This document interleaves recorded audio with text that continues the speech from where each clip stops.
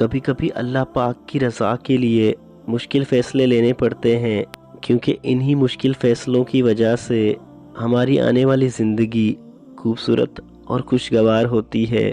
اور یقین کریں، جو بھی اللہ پاک کی رضا کے لیے جاتا ہے وہ کبھی رائے گا نہیں جاتا۔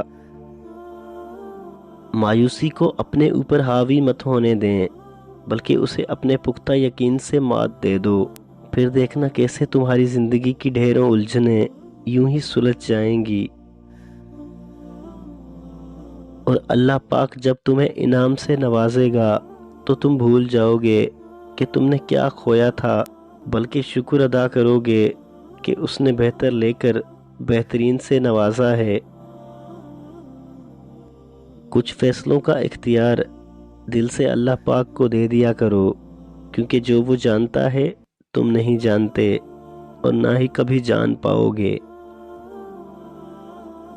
کچھ رکاوٹیں محض تمہارا توکل اور تڑپ پرکھنے کے لیے آتی ہیں، اور پھر جو لوگ سچے اور مخلص ہوتے ہیں اپنی دعاؤں کو لے کر پھر ان کے لیے معجزے کر دیے جاتے ہیں، یقین سے آگے، گمان سے باہر۔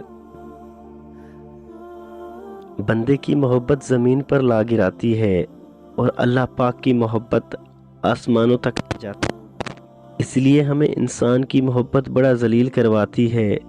یہ اصل میں ٹھوکر ہوتی ہے جو ہمیں لگتی ہے، یہی ٹھوکر وسیلہ ہوتی ہے ہمیں صراط مستقیم پر آنے کا۔ اس لیے انسان کو چاہیے کہ وہ ایک ہی ٹھوکر پر سنبھل جائے۔ جب تکلیفیں حد سے بڑھنے لگ جائیں تو جان لو کہ بہت قریب ہے اللہ پاک کی مدد۔ جب سہنے کی ہمت بالکل ختم ہو جائے تو جان لینا انعام ملنے کا وقت آن پہنچا ہے۔